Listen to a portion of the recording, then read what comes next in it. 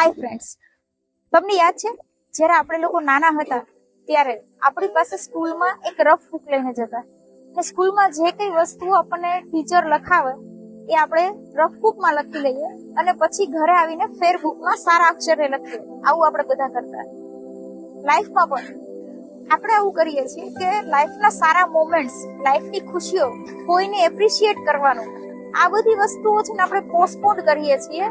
કોઈ સારા દિવસની વેઇટ કરીએ કે કોઈ સારો મોમેન્ટ્સ આવે એના માટે, અથવા તો લાઈફની ખુશીઓ ની આપણે વેઇટ કરીએ છીએ કે કંઈક સારો ટાઈમ આવશે ત્યારે આપણે ખુશ થઈશું.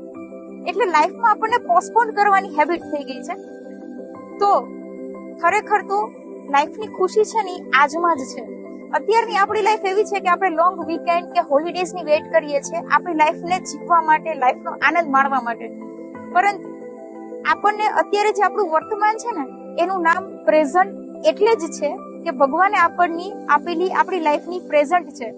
તો આપણે લોકો આપણી ખુશીઓને પોસ્ટપોન કરવાને બદલે, કોઈને એપ્રિશિએટ કરવાને બદલે, કોઈને કઈ સારી વસ્તુઓ કહેવાને બદલે, રાહ જોવાને બદલે ત્યારે જ કરીએ, પ્રેઝન્ટમાં જીવીએ.